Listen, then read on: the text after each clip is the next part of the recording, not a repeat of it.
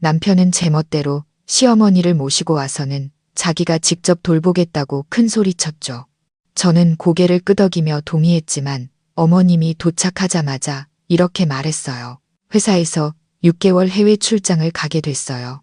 당신이 어머니 잘 모시고 있어요.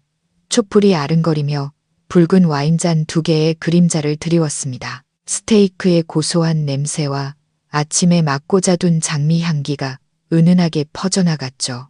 저는 맞은편에 앉은 남자를 보며 미소 지었습니다. 제 남편 박민준 씨. 오늘은 우리의 결혼 5주년 기념일이었어요. 아주 긴 시간은 아니지만 제가 사람을 제대로 골랐다고 믿기엔 충분한 시간이었죠. 32살의 나이, 김서연. 저는 이 시대 여성들이 바라는 거의 모든 것을 손에 쥔 여자였습니다.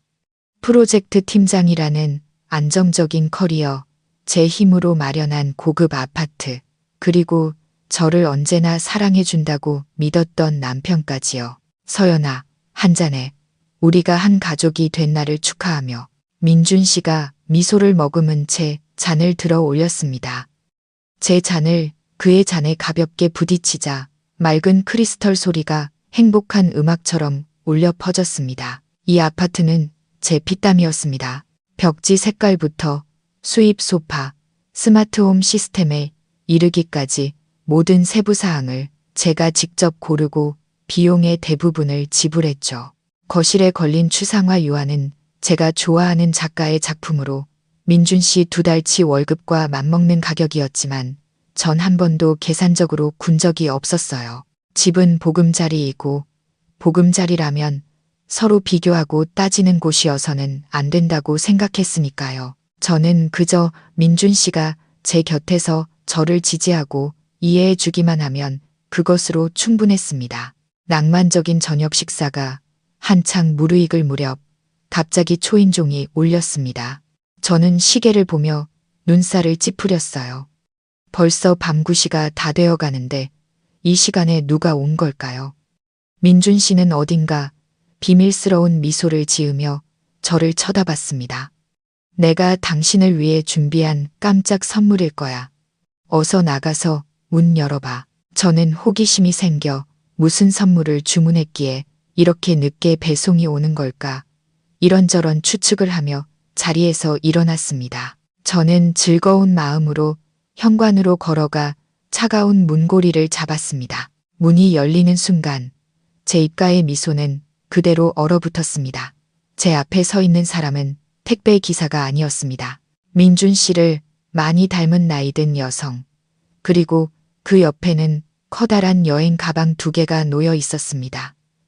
제 시어머니 오 여사님이셨습니다. 어머님은 노골적으로 저를 위아래로 훑어보셨습니다. 그때 뒤에서 민준 씨가 다가와 제 어깨를 감싸 안으며 활기차게 말했습니다. 어머니, 어서 들어오세요. 서연아, 놀랐지? 내가 깜짝 선물이라고 했잖아. 시골에 계신 어머니 모시고 왔어. 이제 우리랑 같이 사는 거야. 같이 산다는 2글자가 망치처럼 제 머리를 내리치는 것 같았습니다. 왜 저는 이 사실을 전혀 몰랐을까요? 왜 저와 한마디 상의도 하지 않았을까요? 수만 가지 질문이 목구멍까지 차올랐지만 시어머니 앞에서는 억지로 삼킬 수밖에 없었습니다. 저는 어색한 미소를 지으며 말했습니다. 어머니 안녕하세요. 오시는 길에 힘드셨겠어요. 어서 들어오셔서 쉬세요. 민준 씨는 신이 나서 어머니의 가방을 들며 계속해서 변명을 늘어놓았습니다. 정작 설명이 필요한 사람은 제가 아니라 어머님인 것처럼요. 서연이한테 서프라이즈 해주려고요, 어머니. 그리고 어머니 혼자 시골에 계시는 게 계속 마음에 걸렸어요. 이제부터 저희랑 같이 사시면서 제가 잘 모실게요. 오 여사님은 집에 들어서자 거실을 한 바퀴 휙 둘러보셨습니다. 그분의 시선은 제 유화 작품에 오랫동안 머물렀죠. 가볍게 입술을 삐죽이는 모습이 제 눈에 들어왔습니다. 어머님은 아무 말 없이 민준 씨를 따라 손님 방으로 들어갔습니다. 그 방은 제가 가끔 서재로 쓰는 곳이었죠. 저의 기념일 파티는 비눗방울처럼 허무하게 터져버렸습니다. 와인향, 장미향이 갑자기 어색하고 꼴사납게 느껴졌습니다. 저는 거실 한가운데에 못 박힌 듯 서 있었고 차가운 기운이 온몸으로 퍼져나갔습니다. 민준 씨가 준비한 깜짝 선물은 선물이 아니었습니다. 이 집에서 제 목소리는 아무런 힘이 없다는 잔혹한 현실이었죠. 그는 이렇게 중대한 일을 제 동의 없이 혼자 결정해 버렸습니다. 어머니를 직접 모시겠다는 그의 약속이 귓가에 맴돌았지만 어째서인지 제 마음속에서는 형용할 수 없는 불안감이 싹트고 있었습니다. 그날 밤 저는 남편에게 등을 돌리고 누웠습니다. 결혼 5년 만에 처음으로 옆에 누운 이 남자가 너무나 낯설게 느껴졌습니다. 다음 며칠 동안 제 집은 낯선 공간으로 변해갔습니다. 제가 오랫동안 공들여 쌓아온 평화와 질서는 아주 사소한 것들부터 금이 가기 시작했습니다. 평생을 시골에서 살아오신 오 여사님의 경험과 생활 방식은 저의 고급 아파트를 개조하기 시작했죠.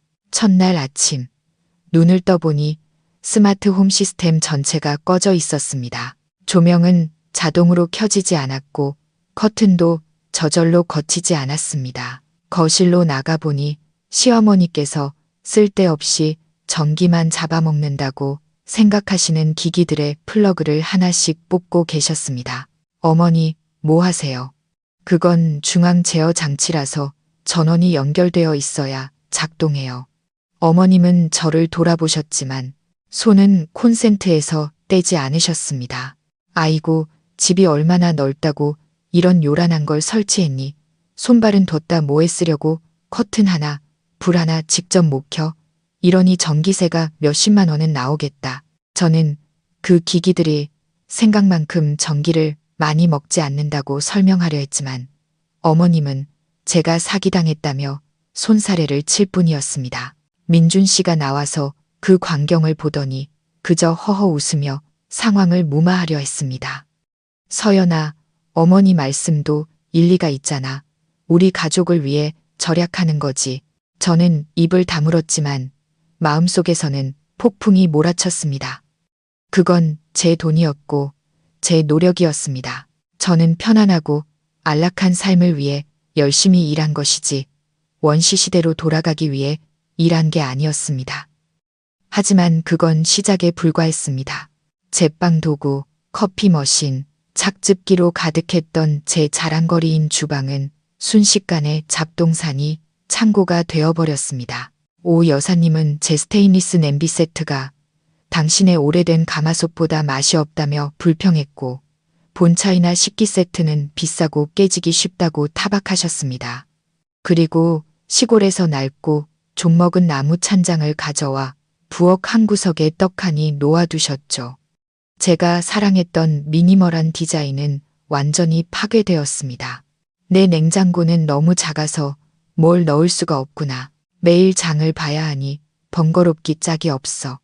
이런 찬장이 있어야 나물이며 북어 같은 걸 넣어두기 편하지. 저는 그 나무 찬장과 제 현대적인 주방을 번갈아 보며 무력감에 휩싸였습니다. 저는 민준 씨에게 거의 애원하는 목소리로 말했습니다. 오빠, 어머니께 좀 말씀드려줘요. 저 찬장은 우리 집에 안 어울려요. 제가 더 큰 수납장을 사드릴게요. 민준 씨는 난처한 표정으로 머리를 긁적였습니다. 당신도 참 유난이다. 찬장 하나 더 생기면 수납 공간도 늘고 좋지. 뭐가 문제야. 어머니가 시골에서 직접 가져오신 건데 안 쓰면 우리가 당신 물건을 무시한다고 생각하실 거야. 그냥 어머니 뜻 좀 맞춰드려. 또 어머니 뜻 좀 맞춰드려.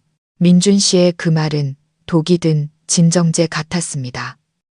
그 말 한마디면 시어머니의 모든 비상식적인 행동이 합리적으로 변해버렸죠. 간섭은 점점 더 노골적으로 변했습니다. 어느 날 저녁 퇴근하고 돌아온 저는 제가 아끼던 유화가 벽에서 내려져 문 뒤에 아무렇게나 놓여있는 것을 보고 그 자리에 얼어붙었습니다. 그 대신 고급스러운 벽에는 촌스러운 금색 플라스틱 액자에 담긴 원앙 한 쌍과 가와만사성이라는 글자가 수노인 십자수 액자가 걸려 있었습니다. 저는 거의 비명을 지르다시피 했습니다. 누가 마음대로 제 그림을 내리라고 했어요. TV를 보시던 오 여사님은 제 목소리를 듣고서야 천천히 태연한 얼굴로 돌아보셨습니다. 오, 저 원앙 십자수는 내가 새로 놓은 거란다. 예쁘지 않니? 집에 생기가 도는 것 같구나. 네가 걸어둔 그 그림은 알록달록 뭐가 뭔지도 모르겠더라. 손님들이 와서 보면 교양 없다고 웃겠다. 그건 예술 작품이에요. 어머니께서 마음대로 버리셔도 되는 물건이 아니라고요. 저는 더 이상 참을 수가 없었습니다. 그 그림이 얼마짜리인 줄 아세요? 돈은 무슨 돈? 그런 낙서 쪼가리가 돈이 된다는 말이냐? 내가 보기엔 내가 더 낭비가 심하다. 이제 이 집 살림은 내가 맡을 테니 너는 걱정 말고 일이나 하러 다니렴. 저는 소파에 조용히 앉아있던 민준 씨를 돌아보며 도움을 구하는 눈빛을 보냈습니다. 하지만 그는 저와 어머니를 번갈아 볼 뿐이었습니다. 결국 그가 내뱉은 한마디는 제 심장을 산산조각 냈습니다. 서연아, 그만해. 엄마도 다 좋은 뜻으로 하신 거잖아. 그림이야. 아무거나 걸면 어때? 어머니한테 그렇게 큰 소리 치지 마. 저는 그 모자를 보았습니다. 한 사람은 제 삶을 마음대로 재단할 권리가 있다고 믿었고, 다른 한 사람은 무책임하고 우유부단하게 맹목적으로 어머니 편을 들고 있었습니다. 저는 이 불공평한 전쟁에서 저 혼자라는 것을 깨달았습니다. 이 집을 제 돈으로 샀음에도 불구하고 더 이상 제 집이 아닌 것 같았습니다. 사람의 인내심은 고무줄과 같아서 늘어날 수는 있지만 어느 한계점까지만 가능합니다. 그리고 제 안의 고무줄은 이미 한계까지 팽팽하게 당겨져 있었습니다. 저는 참고 또 참았습니다. 시어머니와 며느리는 서로 맞춰갈 시간이 필요하다며 이성적으로 스스로를 다독이려 노력했습니다. 하지만 다음에 일어난 일은 그 고무줄을 완전히 끊어버렸습니다. 제 침실 한편에는 작은 화장대가 있었습니다. 그곳은 힘든 업무를 마친 후 제 자신을 돌보는 저만의 세상이었습니다. 저는 과시하기 위해서가 아니라 제 자신을 사랑하는 방법으로 고가의 스킨케어 제품들을 제게 선물했습니다. 제게 있어 여성은 사회에서 강인할 수 있지만 스스로를 어르고 달래줄 부드러운 순간 또한 필요하다고 생각했으니까요.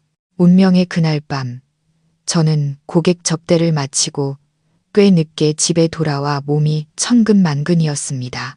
저는 그저 깨끗하게 화장을 지우고 은은한 향이 나는 나이트 크림을 바른 뒤 깊은 잠에 빠지고 싶었습니다. 하지만 화장대 앞에 섰을 때 저는 할 말을 잃었습니다. 제 향수, 세럼, 크림병들이 전부 사라져버린 것입니다. 텅 빈 화장대 위에는 어디서 났는지 모를 장미크림 한 통과 저렴한 틴트 하나만 덩그러니 놓여 있었습니다. 심장이 쿵 하고 내려앉았고 불길한 예감이 등골을 타고 흘렀습니다.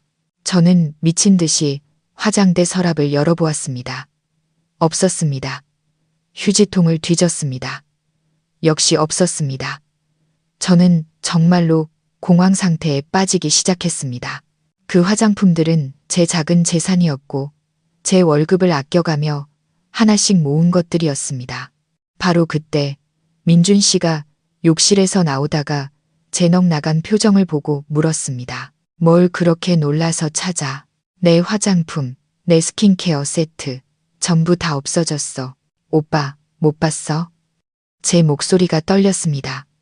민준 씨는 태연한 얼굴로 어깨를 으쓱했습니다. 아, 그거? 엄마가 치워주셨어. 네가 책상 위에 너무 어지럽게 늘어났다고 하시더라. 어디로 치웠는데? 저는 거의 소리치며 침실을 뛰쳐나갔습니다. 오 여사님은 소파에 앉아 가장 좋아하는 트로트 프로그램을 보며 부채질을 하고 계셨습니다.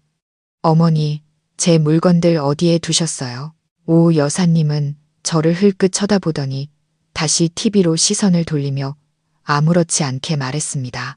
아, 그 알록달록한 병들 말하는 거니. 여자가 얼굴에 화학약품을 그렇게 많이 바르는 건 좋지도 않고 돈 낭비다. 내 옷장 맨 아래 서랍에 넣어뒀다. 내가 사다 준 저 장미크림이나 쓰렴. 싸고 좋잖니. 옛날 우리 어머니 세대는 다 저런 것만 썼어도 피부가 고왔단다. 저는 다시 침실로 달려가 옷장 맨 아래 서랍을 열었습니다. 그분의 말대로 제 모든 재산이 그 안에 아무렇게나 처박혀 있었습니다. 세럼병은 쓰러져 내용물이 흘러나와 비싼 파우더 팩트를 흠뻑 적시고 있었습니다. 나이트 크림병은 뚜껑이 깨진 채 끈적한 내용물이 향수병들에 들러붙어 있었습니다. 그것들의 고급스러운 향기가 옷장 속 나프탈렌 냄새와 섞여 끔찍하고 혼란스러운 냄새를 만들어내고 있었습니다. 저는 바닥에 주저앉아 눈물을 쏟아냈습니다. 그 돈이 아까워서 우는 게 아니었습니다. 비록 적은 돈은 아니었지만요. 저는 저에 대한 최소한의 존중이 무참히 짓밟혔다는 사실에 울었습니다. 그곳은 제 침실이었고 침범할 수 없는 사적인 공간이었습니다. 어머님은 제 허락 없이 들어와 제 물건을 뒤지고 마치 쓰레기인 양 내던져 버렸습니다. 민준 씨가 들어와 제가 우는 것을 보고는 조금 당황한 듯 했습니다. 왜 그래? 뭘 그런 걸 가지고 울어? 물건은 그냥 물건일 뿐이잖아. 엄마도 다 널 위해서 그런 거지. 엄마 말이 맞아. 네가 너무 사치스럽긴 했어. 그의 그 말은 화약통에 불을 붙인 것과 같았습니다. 저는 벌떡 일어나 눈물을 닦고 한때 사랑하고 믿었던 남편의 얼굴을 똑바로 쳐다봤습니다. 지금 뭐라고 했어요? 사치? 내가 누구 돈으로 저것들을 샀죠. 내가 힘들게 번 내 돈이에요. 당신한테 단 한 푼도 받은 적 없어요. 여긴 내 집이고 내 침실이에요. 누가 어머니께 여기 들어와서 내 물건을 뒤질 권리를 줬고 누가 당신한테 여기서 나한테 그런 식으로 말할 권리를 줬죠? 너 정말 너무하는구나, 서연아. 우리 엄마야. 며느리라면 좀 분수를 알아야지. 이 집, 내가 돈을 더 많이 낸 건 맞아. 하지만 나도 내 남편이고 우리 엄마도 내 시어머니야. 그렇게 이기적으로 살 수는 없어. 이기적이라고요? 난 참을 만큼 참았어요, 민준 씨. 어머님이 스마트 기기 플러그를 다 뽑았을 때도 참았고 내 그림을 버렸을 때도 참았어요. 어머님이 내 주방을 고물상으로 만들었을 때도 참았다고요.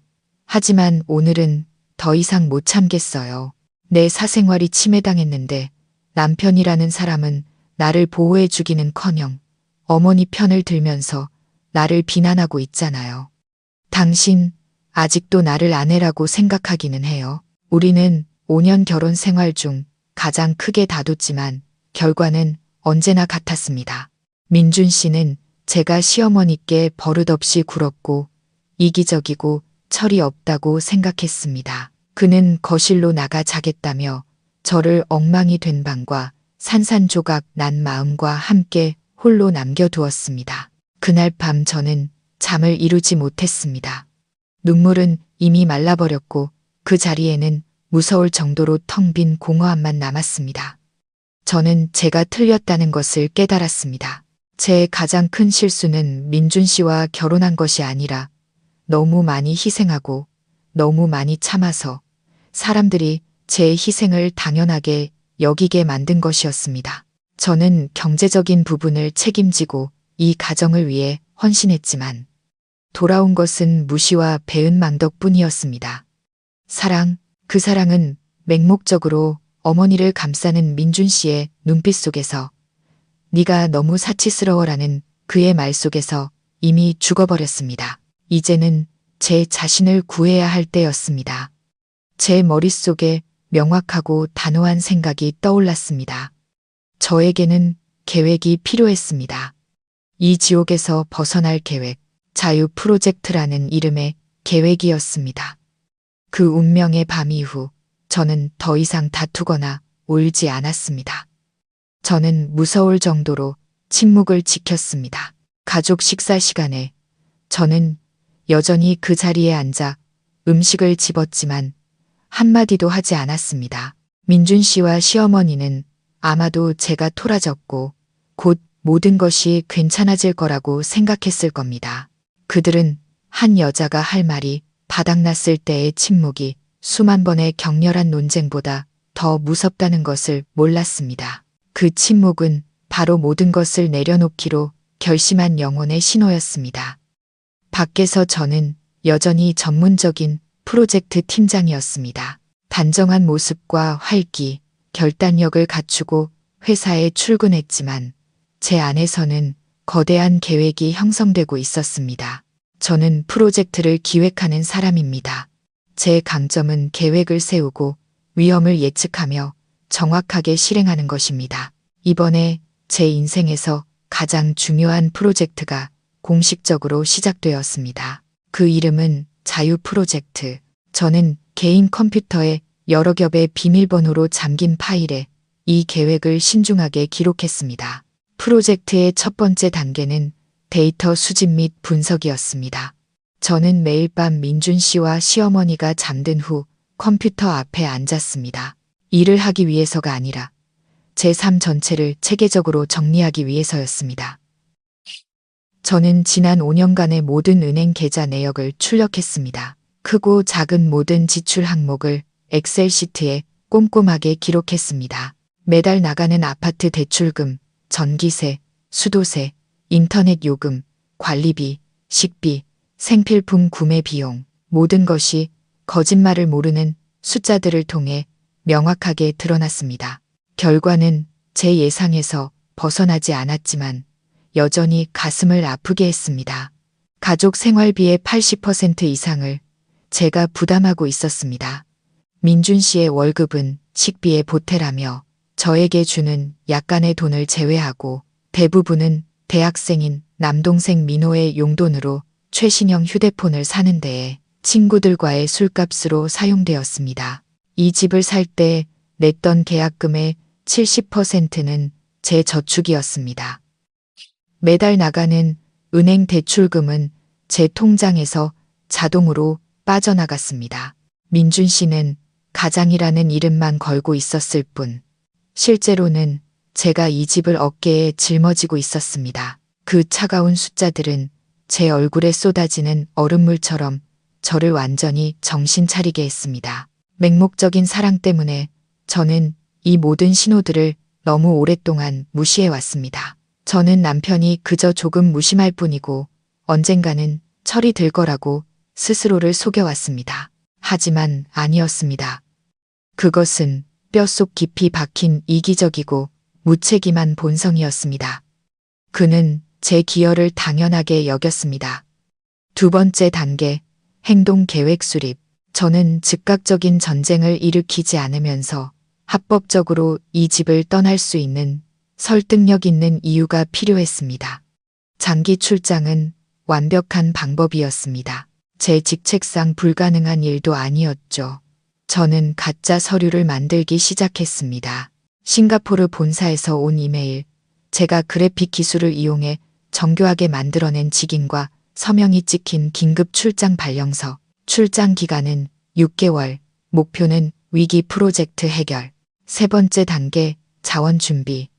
저는 조용히 편의시설이 완비되고 보안이 철저하며 회사에서 그리 멀지 않은 고급 서비스드 레지던스를 알아봤습니다. 계획의 다음 단계를 실행하면서 일도 할 수 있는 안전한 피난처가 필요했습니다. 저는 또한 새로운 은행 계좌를 개설하고 제 저축의 일부를 비밀리에 그곳으로 옮겼습니다. 새로운 유심칩도 구입했습니다. 모든 것이 조용하고 정확하게 한치의 오차도 없이 준비되었습니다. 그 과정에서 저는 제 상사인 최 팀장님과 솔직한 대화를 나눴습니다. 팀장님은 강하고 독립적이며 매우 눈치가 빠른 분이셨죠. 그녀는 최근 제 기운이 빠져 있는 것을 눈치채고 있었습니다. 저는 모든 것을 털어놓지는 않았습니다. 그저 집에 약간의 문제가 있어서 일에 집중할 개인적인 공간이 필요하다고만 말했습니다. 그리고 일정 기간 동안 원격 근무를 하고 싶다는 아이디어를 제시했죠. 다행히도 팀장님은 이해해 주셨을 뿐만 아니라 전적으로 지지해 주셨습니다. 서연 씨, 걱정 말아요. 서연 씨 업무 성과는 항상 우리 부서 최고였어요. 나는 서연 씨를 믿어요. 회사 일은 내가 알아서 할 테니 신경 쓰지 말아요. 팀장님의 신뢰는 시원한 바람처럼 제게 힘을 더해 주었습니다. 계획은 준비되었고 모든 것이 제자리를 찾았습니다. 저는 거울에 비친 제 지친 얼굴을 다시 보았습니다. 눈 밑은 거뭇했지만 그 안에는 전례 없는 결의가 빛나고 있었습니다. 저는 더 이상 동화 같은 사랑을 꿈꾸는 소녀가 아니었습니다. 인생은 제게 너무나 값비싼 교훈을 가르쳐 주었습니다. 이제 저는 전사였고 저 자신의 자유와 자존감을 위해 싸울 것입니다. 이 전투에서 저는 반드시 이겨야만 했습니다. 그 큰 다툼이 있은 지 일주일 후 집안의 공기는 폭풍 전야처럼 무겁게 가라앉아 있었습니다. 저는 여전히 태연한 표정으로 일찍 출근하고 늦게 퇴근하며 대화를 최소한으로 줄였습니다. 민준 씨와 시어머니도 이상한 낌새를 눈치챈 것 같았지만 그들은 모른 척하기로 한 듯 했습니다. 아마 제가 그저 삐쳤고 시간이 지나면 괜찮아질 거라고 생각했겠죠. 그들은 틀렸습니다. 저는 화가 난 게 아니었습니다. 저는 모든 감정이 소진된 상태였습니다. 저는 제 인생 최대의 프로젝트를 위한 마지막 준비 단계에 있었습니다. 금요일 저녁, 저는 평소보다 일부러 일찍 퇴근하며 맛있는 음식을 좀 사들고 갔습니다. 저는 이 통보가 식탁 위에서 이루어지길 바랐습니다. 따뜻한 가족이라는 가짜 배경이 놀라움과 극적인 효과를 더해줄 테니까요. 오빠, 그리고 어머니, 오늘 드릴 중요한 말씀이 있어요. 숨 막히는 침묵을 깨고 식사가 반쯤 진행되었을 때 제가 입을 열었습니다. 민준 씨는 조금 놀란 듯 고개를 들었습니다. 오 여사님도 젓가락을 내려놓고 저를 쳐다보셨습니다. 저는 심호흡을 한 번 하고 중요한 계획을 발표하는 프로젝트 팀장의 태도로 말했습니다. 회사에서 방금 결정이 났어요. 제가 싱가포르로 6개월간 긴급 출장을 가게 됐어요. 문제가 생긴 프로젝트를 처리해야 해서요. 뭐라고? 가장 먼저 반응한 것은 민준 씨였습니다. 그는 젓가락을 식탁에 떨어뜨렸습니다. 싱가포르에 6개월이나? 왜 이제야 말해? 장난하는 거지? 장난 아니에요. 저는 차갑고 침착한 목소리로 대답했습니다. 오늘 오후에 결정이 났고 상황이 아주 급해요. 이번 주 일요일에 바로 비행기를 타야 해요. 오 여사님은 눈살을 찌푸리며 불쾌한 기색을 감추지 못했습니다. 무슨 출장을 6개월씩이나 가니? 결혼한 여자는 가정을 돌봐야지. 누가 그렇게 오랫동안 집을 비운단 말이냐? 혹시 이 집이 지겨워서 도망가려는 거 아니냐? 그분의 말은 과거의 제게는 비수처럼 꽂혔겠지만 지금의 저에게는 더 이상 상처를 줄 힘이 없었습니다. 저는 희미하게 미소 지었습니다.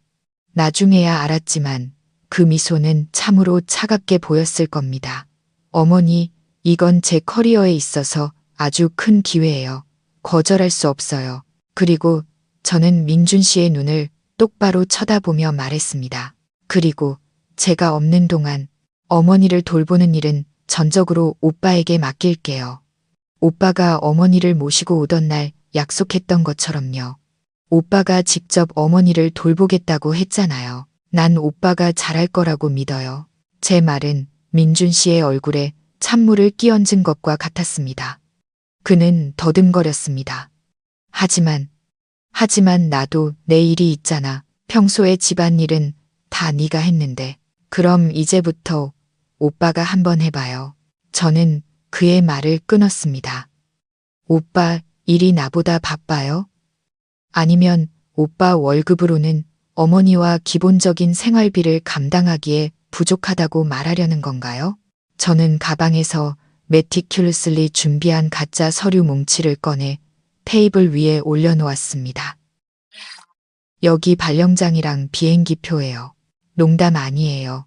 민준 씨는 서류를 집어들었습니다. 붉은 직인과 사장의 서명을 보자 그의 얼굴색이 변했습니다. 그는 그것이 기술의 산물이라는 것을 알아챌 만큼 정교하지 못했습니다. 눈앞의 가짜 진실은 그의 모든 의심을 날려버렸습니다. 그에게 남은 것은 당혹감과 분노뿐이었습니다. 너 잘났다. 나한테 한마디 상의도 없이 모든 걸 혼자 결정해? 네가 아직도 나를 남편으로 생각하기는 하는 거야. 저는 제 그릇을 치우며 일어섰습니다. 그 말은 제가 오빠한테 물어야 할 말 같은데요. 오빠는 어머니 모시고 올 때 제 의견을 물어봤나요? 저는 넋이 나간 채 앉아있는 모자 모찌를 남겨두고 식탁을 떠났습니다. 토요일 내내 저는 태연하게 여행 가방에 짐을 쌌습니다. 꼭 필요한 옷가지와 노트북, 중요한 개인 서류만 챙겼습니다. 저는 제가 돌아올 것이라는 확신을 주기 위해 일부러 제 물건 대부분을 남겨두었습니다. 민준 씨는 납덩이처럼 무거운 얼굴로 왔다 갔다 하며 가끔 비꼬는 말을 던졌지만 저는 완전히 무시했습니다. 일요일 아침 저는 여행 가방을 끌고 거실로 나갔습니다. 오 여사님은 소파에 앉아 아무 말도 하지 않았지만 저를 보는 눈에는 저기가 가득했습니다. 민준 씨는 팔짱을 낀 채 벽에 기대어서 있었습니다. 저 갈게요. 집에 있는 동안 어머니 잘 돌봐드려요. 필요한 거 있으면 전화하고요. 시차 때문에 바로 못 받을 수도 있지만 말을 마친 저는 그의 대답을 기다리지도 뒤돌아보지도 않았습니다. 문을 열고 가방을 끌고 밖으로 나섰습니다. 복도를 울리는 여행. 가방. 바퀴 소리가 어찌나 경쾌하게 들리던지요. 그것은 자유의 소리였습니다. 엘리베이터 문이 닫히고 익숙했던 아파트 현관문이 시야에서 사라졌을 때 저는 제 인생의 한 챕터가 공식적으로 끝났음을 알았습니다.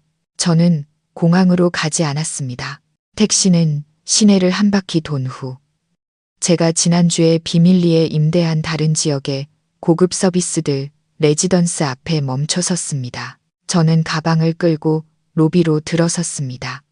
마치 완전히 다른 세상으로 들어서는 기분이었습니다. 이곳에는 따가운 시선도 잔소리도 없었습니다. 오직 고요함과 고급스러움, 그리고 사생활만이 존재했습니다. 제 방은 25층에 있었고 큰 창문을 통해 도시의 반짝이는 야경을 한눈에 볼 수 있었습니다. 예전 집만큼 넓지는 않은 현대적인 시설이 완비된 스튜디오였지만 지금의 저에게는 천국과도 같았습니다. 모든 것이 깨끗하고 깔끔했으며 가장 중요한 것은 오롯이 저 혼자만의 공간이라는 것이었습니다. 저는 가방을 내려놓고 하이힐을 벗어 던진 뒤 푹신한 침대에 몸을 던졌습니다. 몇 주 만에 처음으로 온몸의 긴장이 완전히 풀리는 것을 느꼈습니다. 방 안에는 은은한 레몬그라스, 아로마, 오일 향이 감돌았습니다. 저는 깊게 숨을 들이쉬며 가슴 가득 퍼지는 자유를 느꼈습니다. 그날 저녁, 저는 요리를 하지 않았습니다. 제가 좋아하는 일식당에서 푸짐한 저녁을 주문해 스스로에게 상을 주었습니다. 저는 창가에 혼자 앉아 스시를 먹으며 아래로 바쁘게 움직이는 차량의 행렬을 바라보았습니다. 기분이 참 묘했습니다. 저는 시끄러운 TV 소리와 시어머니의 잔소리, 민준 씨의 무거운 침묵이 함께하는 식사에 익숙해져 있었습니다. 하지만 지금은 저와 완벽한 고요함뿐이었습니다. 그리고 저는 이 고요함을 사랑한다는 것을 깨달았습니다. 식사를 마친 후 저는 뜨거운 물이 담긴 욕조에 오랫동안 몸을 담갔습니다. 스트레스로 뭉쳤던 근육들이 풀리는 것을 느꼈습니다. 욕실에서 나와 부드러운 실크 잠옷을 걸치니 다시 태어난 기분이었습니다. 잠자리에 들기 전 저는 새 휴대폰에 새 유심을 끼웠습니다. 그리고 임시 메신저 앱을 이용해 민준 씨에게 짧은 메시지를 보냈습니다. 무사히 도착했어. 모든 게 괜찮아. 오빠랑 어머니도 건강 잘 챙겨. 이 완벽한 거짓말로 연극의 막을 내렸습니다. 그리고 나서 저는 앱을 끄고 유심을 빼서 잘 보관했습니다. 이제부터 저는 이 새로운 번호만 사용할 것입니다. 최 팀장님과 몇몇 가장 친한 친구들만 아는 번호였죠. 그날 밤은 정말 오랜만에 악몽도 꾸지 않고 중간에 깨지도 않고 온전한 잠을 잔 첫날 밤이었습니다.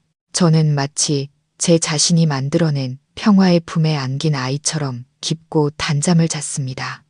다음 날 아침 햇살이 방 안 가득 비출 때 눈을 떴습니다. 저는 기지개를 켜며 몸이 가볍고 활력이 넘치는 것을 느꼈습니다. 커피 한 잔을 내리고 노트북을 켜 새로운 하루의 업무를 시작했습니다.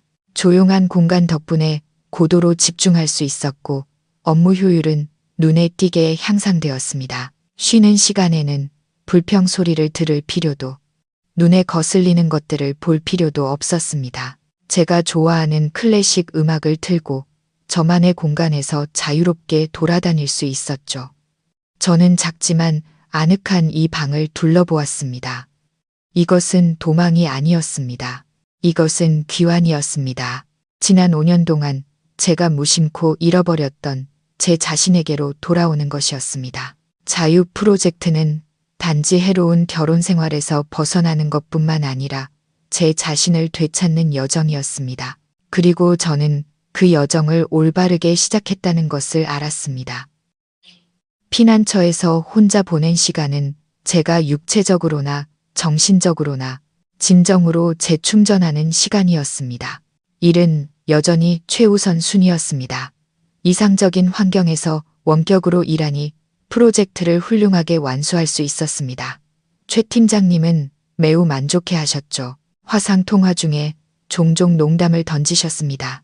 이번 출장이 서연 씨한테 아주 잘 맞나 봐요. 효율이 2배는 올랐네. 저는 그저 웃었습니다. 이제 제 미소는 훨씬 자연스럽고 밝아졌습니다. 하지만 일은 더 이상 제 마음을 온전히 차지하는 유일한 것이 아니었습니다. 저는 남는 시간을 예전에는 기회가 없어서 하지 못했던 일들을 하는데 쓰기로 결심했습니다. 몇 년 동안 사무실에 앉아 있다가 집에 와서는 부엌으로 직행하는 생활을 반복한 탓에 제 몸이 약해지고 무기력해졌다는 것을 깨달았습니다. 저는 변해야 했습니다. 집 근처 체육관에 복싱 클래스에 등록했습니다. 첫날은 꽤 어설펐지만 코치님이 샌드백에 첫 펀치를 날리는 법을 가르쳐 주셨을 때 제 안에서 이상하리만치 강렬한 감정이 솟아올랐습니다. 펀치를 날릴 때마다 저는 그동안 쌓였던 억울함, 날카로운 말들, 민준 씨의 무관심, 시어머니의 강압을 떠올렸습니다. 모든 것이 땀방울과 함께 해소되었습니다. 온 힘을 다해 샌드백을 칠 때 나는 둔탁한 소리는 마치 과거가 부서지는 소리 같았습니다. 복싱은 저를 더 건강하게 만들어줬을 뿐만 아니라 오랫동안 억눌려왔던 분노를 해소하는데 도움을 주었습니다. 그것은 저에게 주먹뿐만 아니라 의지로도 자신을 방어하는 법을 가르쳐 주었습니다. 격렬한 복싱과 더불어 저는 유연성과 균형을 기르기 위해 필라테스를 시작했습니다.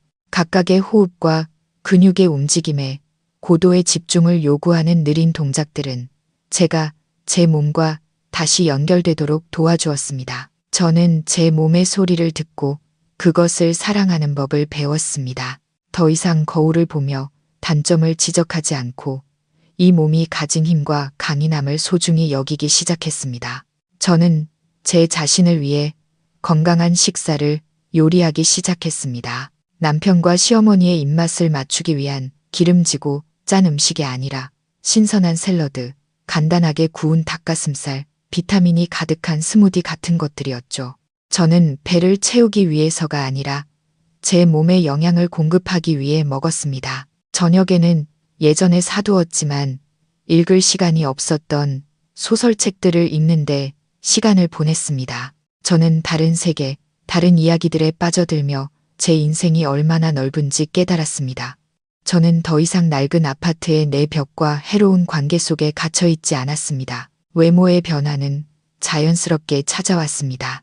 불필요한 체지방이 몇 킬로그램 빠지고 몸은 더 탄탄하고 날씬해졌습니다.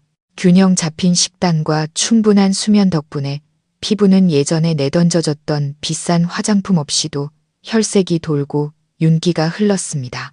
하지만 가장 큰 변화는 내면에서 일어났습니다. 제 눈빛에는 더 이상 체념과 피곤함이 없었고 그 자리에는 자신감과 평온함, 그리고 약간의 자부심이 깃들어 있었습니다.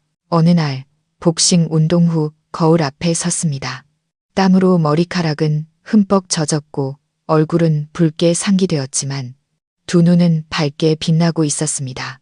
저는 거울 속 여인을 보며 미소 지었습니다. 예전처럼 다른 사람을 기쁘게 하려고 애쓰던 약한 소녀는 더 이상 찾아볼 수 없었습니다. 이 여성은 강하고 독립적이며 자신이 무엇을 원하는지 정확히 알고 있었습니다. 저는 제 자신을 되찾았습니다.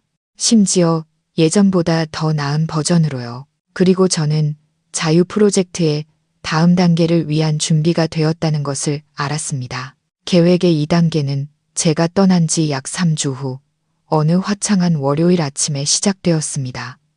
저는 제 아파트에 앉아 커피를 마시며 태블릿 PC를 스크롤했습니다. 저는 예전 집의 모든 공과금을 자동으로 납부하도록 설정해둔 은행 계좌에 로그인했습니다. 전기세, 수도세, 인터넷 요금, 아파트 관리비.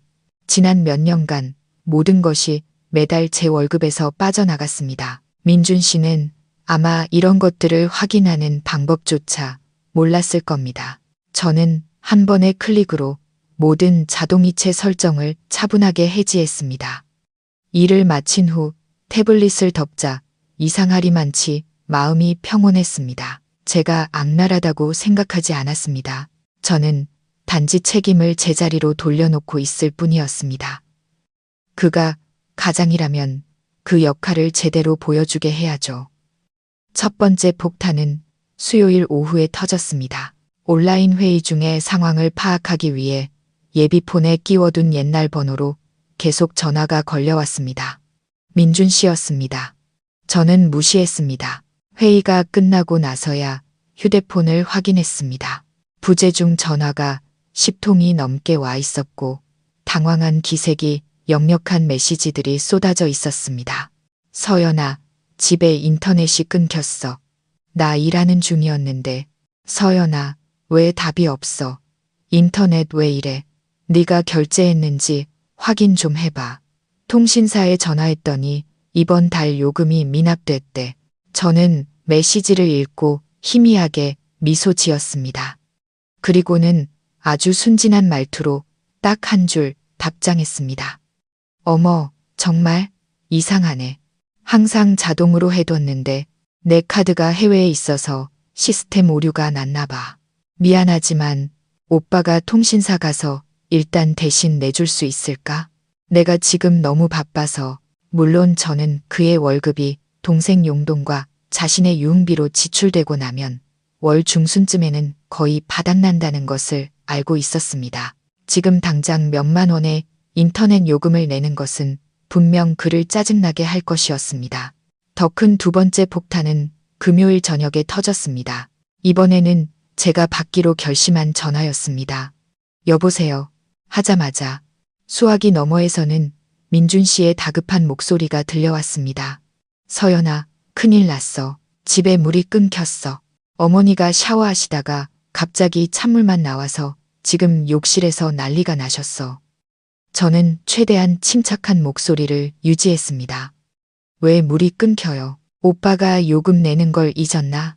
내가 어떻게 알아? 평소에 이런 거 신경 써본 적도 없는데.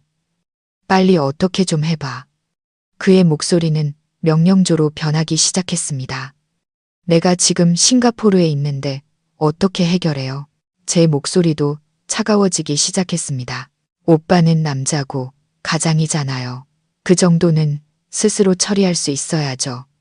휴대폰 은행 앱 열어서 결제해요. 지난달에 민호한테 게임기 사라고 50만 원 빌려준 거 기억나는데 민호한테 물어보거나 그 돈 돌려받아서 수도세 내요.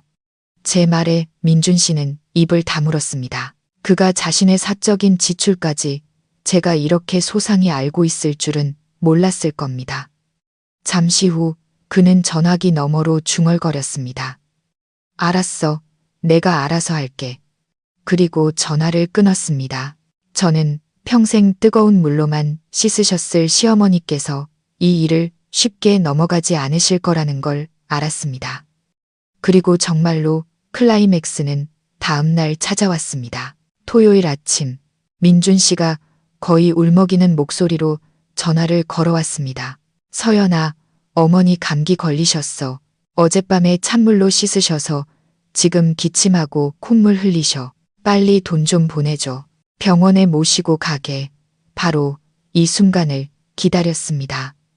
저는 여전히 침착하지만 단호한 목소리로 대답했습니다. 보내줄 수 없어요. 내 카드가 보안 문제로 해외 결제가 잠겼어. 내가 말했잖아요. 이제부터 돈 문제는 오빠가 알아서 해야 한다고. 오빠는 어머니 아들이잖아요. 어머니가 아프신데 아들이 돌보지 않으면 누가 돌봐요. 오빠 월급은 어디 갔어요? 몇 년 동안 일했는데 어머니 아프실 때 쓸 비상금 하나 없어요. 수화기 너머는 조용했습니다. 저는 그의 자존심과 무력감을 정확히 찔렀다는 것을 알았습니다. 34살의 남자가 아내에게 전적으로 의지하며 다 큰 아이처럼 살아왔습니다.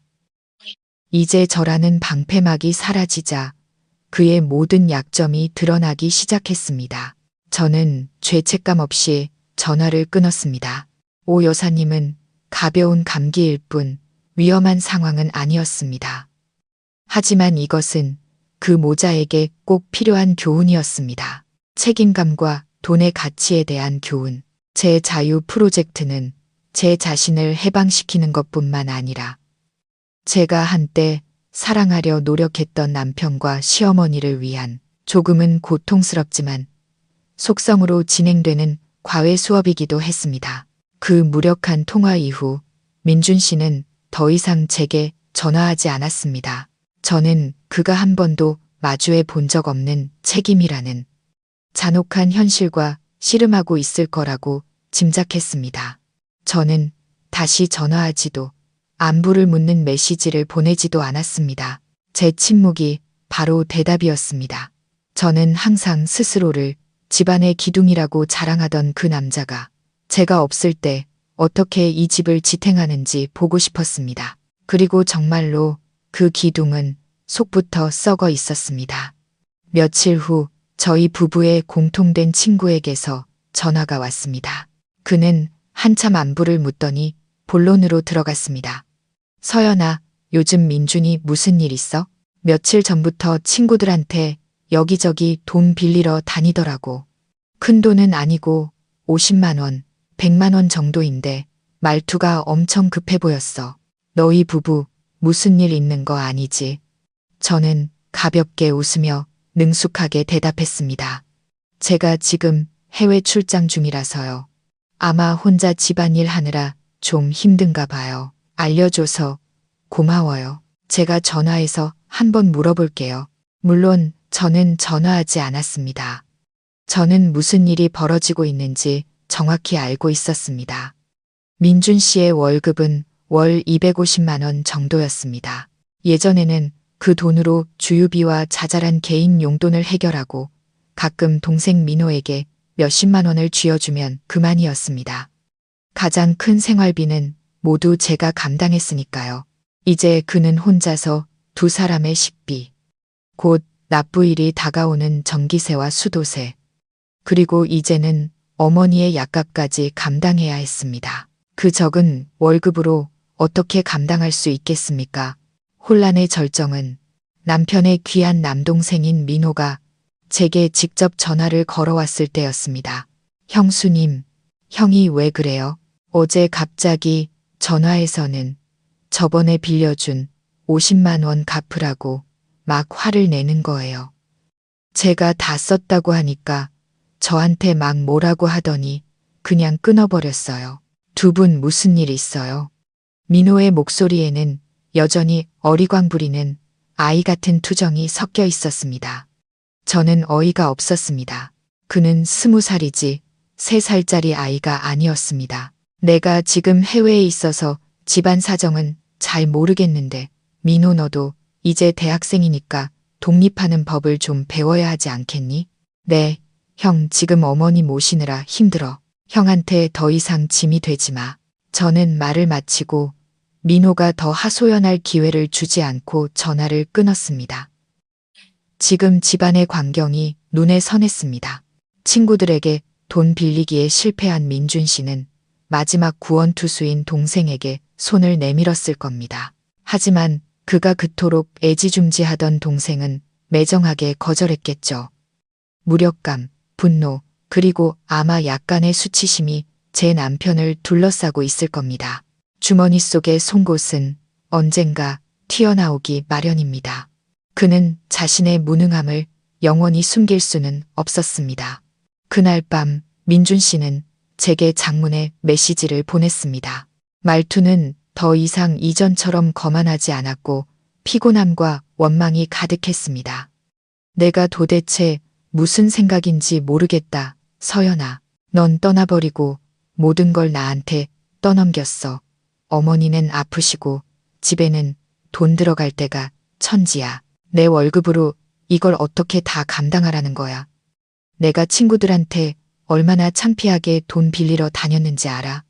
민호까지 나한테 등을 돌린 건 아냐고. 너 지금 이러는 거 재밌어.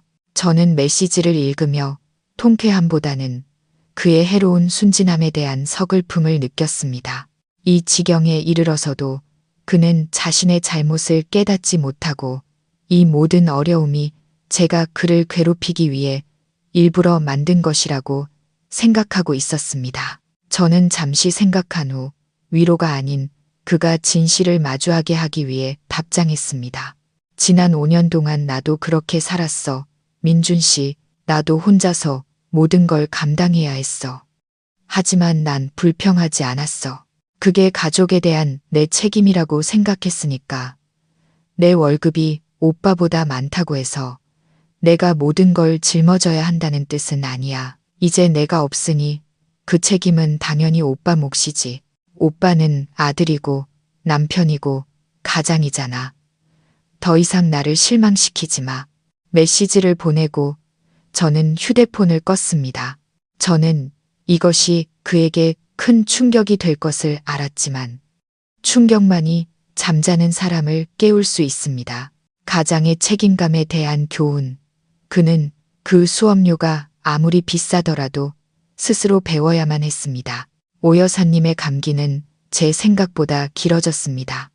병이 심해서가 아니라 민준 씨의 서투르고 부족한 간호 때문이었죠.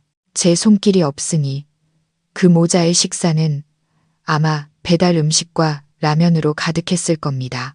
날씨는 변덕스러웠고 찬물로 씻기까지 했으니 노인의 면역력이 떨어지는 것은 당연한 일이었습니다. 민준 씨가 다시 전화를 걸어왔습니다. 이번에 그의 목소리에는 원망이 아닌 진짜 공포가 서려 있었습니다. 서연아, 어머니 열이 너무 높아. 계속 기침하시고 숨쉬기 힘들어 하셔. 혹시 폐렴 아닐까? 어떡하지? 나 너무 무서워. 전화기 너머로 들려오는 그의 거친 숨소리와 떨리는 목소리에 제 마음 아주 작은 한 구석에서 연민이 스쳤지만 이성이 즉시 그 자리를 차지했습니다. 지금 마음이 약해져서는 안 된다는 것을 알았습니다. 일단 진정해. 어머니 체온은 재봤어? 기저질환은 없으시고. 저는 프로젝트 위기를 처리하듯 전문적인 말투로 다그쳤습니다. 나 몰라. 체온계도 없어. 저는 한심하다는 듯 한숨을 쉬었습니다. 그럼 당장 어머니 모시고 집 근처 병원으로 가. 추측하지 말고. 우리 아파트 바로 아래에 개인 병원 있잖아. 잊었어. 하지만 나 돈이 부족해. 민준 씨의 목소리가 기어 들어갔습니다. 그럼 오빠랑 어머니 신분증, 어머니 건강보험증 챙겨. 동네 병원이나 구립병원으로 가. 비용 얼마 안 나올 거야. 저는 단호하게 대답했습니다. 제 침착함이 민준 씨를 더욱 혼란스럽게 만드는 것 같았습니다. 그는 무슨 일이 생기면 제가 허둥지둥 모든 것을 처리하고 자신은 가만히 서서 기다리기만 하면 되는 것에 익숙해져 있었습니다. 이제 역할이 바뀌자 그는 어쩔 줄을 몰랐습니다. 나 구립병원 가는 길 몰라. 절차도 복잡할 것 같고 무서워. 민준 씨, 당신 34살이야. 이번에는 저도 참을 수가 없었습니다. 언제까지 애처럼 굴거야? 당신 어머니가 아프시잖아. 당신이 안 챙기면 누가 챙기는데? 당장 어머니 모시고 병원 가. 그리고 나한테 다시 전화하지 마. 저는 전화를 끊었지만 마음이 무거웠습니다. 저도 사람이기에 노인의 건강이 걱정되었습니다. 몇 분간 고민한 끝에 저는 차량 호출 앱을 켜서 집 근처 개인 병원까지 가는 차를 예약했습니다. 메모란에 고령의 환자 탑승이라고 분명히 적었습니다. 그리고 병원 전화번호를 찾아 전화를 걸어 상황을 설명하고 환자가 도착하면 도와달라고 부탁했습니다. 심지어 기본적인 진료비는 미리 계좌이체로 결제까지 해두었습니다. 모든 일을 마친 후 민준 씨에게 메시지를 보냈습니다. 차 예약했어. 5분 뒤에 도착할 거야. 어머니 모시고 로비로 내려가. 병원에도 미리 전화해뒀어. 진료 끝나면 처방전이랑 영수증 전부 사진 찍어서 나한테 보내. 똑똑히. 영수증을 요구한 것은 의도적이었습니다. 저는 어머님의 병세와 실제 지출 금액을 정확히 알고 싶었습니다. 제 걱정이 돈을 뜯어낼 기회로 악용되는 것을 원치 않았습니다. 1시간 후 민준 씨는 제게 처방전과 영수증 사진을 보내왔습니다. 제 예상대로 어머님은 단순한 감기 몸살, 바이러스성 발열이었습니다. 의사는 3일치 약을 처방했고 총 비용은 10만 원이 채 되지 않았습니다. 저는 영수증을 보며 복잡한 심경에 빠졌습니다. 가벼운 병이었지만 그것은 한 가족의 모든 정증에 경중킹종을 드러냈습니다. 누가 진정으로 책임감 있는 사람인지, 누가 말뿐인 사람인지를 보여주었습니다.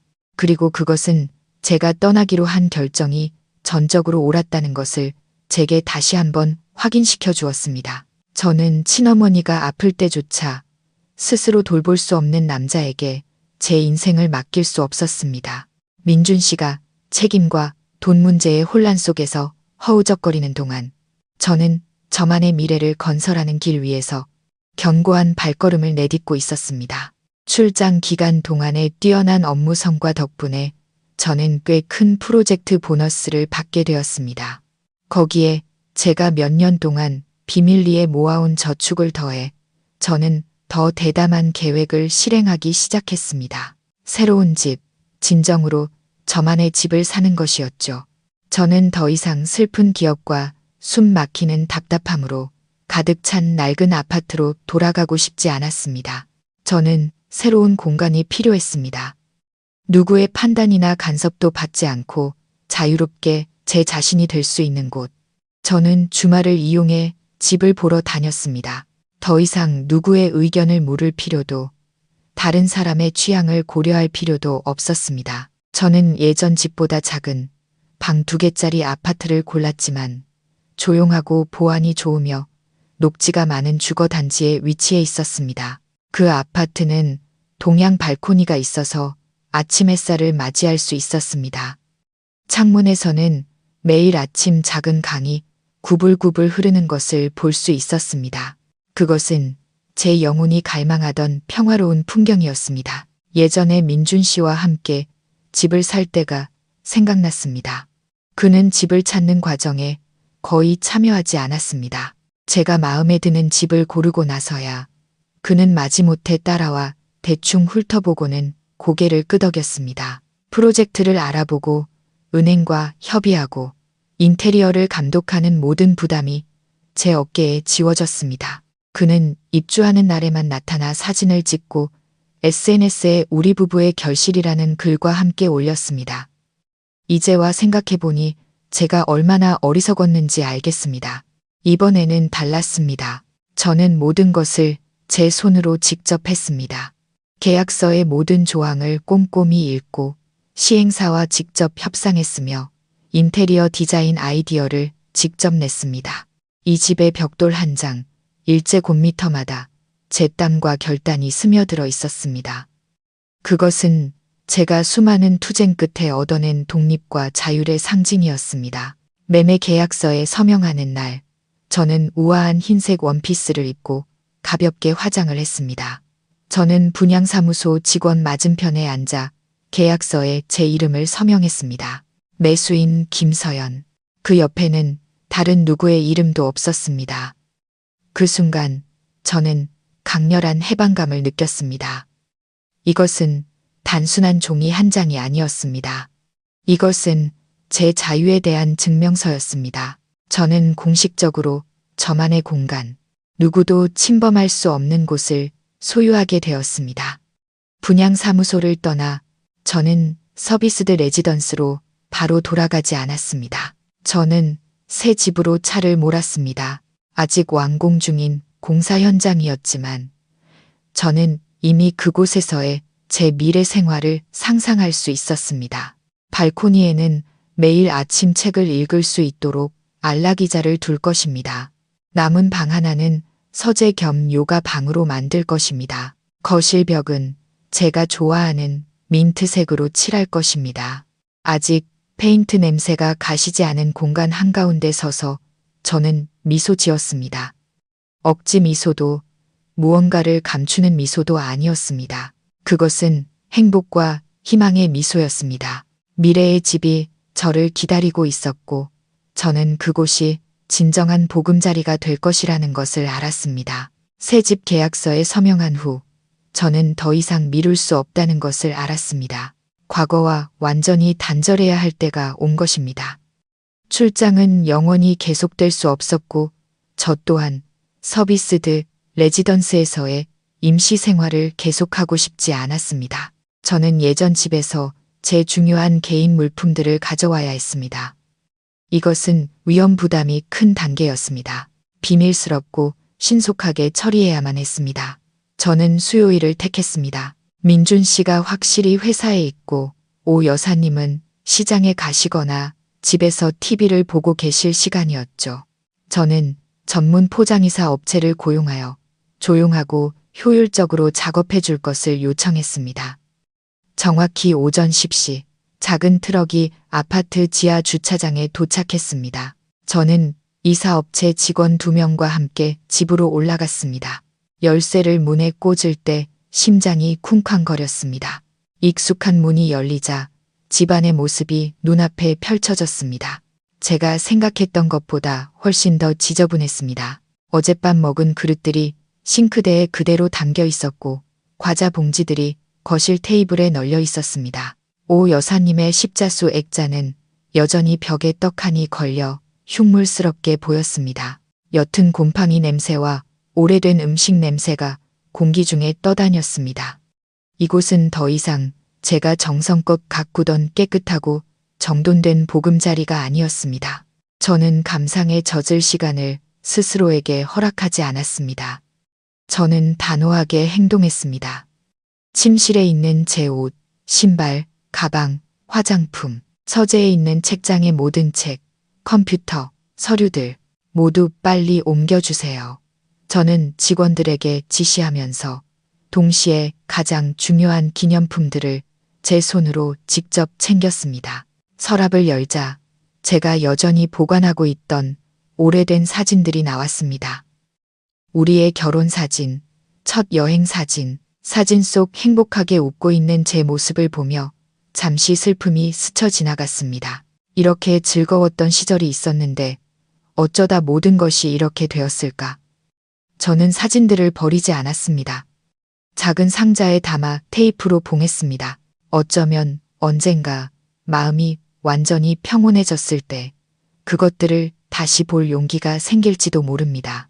하지만 지금은 그것들을 치워야 했습니다. 낡은 기억들과 함께요. 저는 거의 모든 가구를 남겨두었습니다. 소파, 식탁, 침대, 옷장, TV, 냉장고 등 법적으로는 공동재산인 모든 것들을요. 하지만 감정적으로 그것들은 제가 벗어던지고 싶은 과거의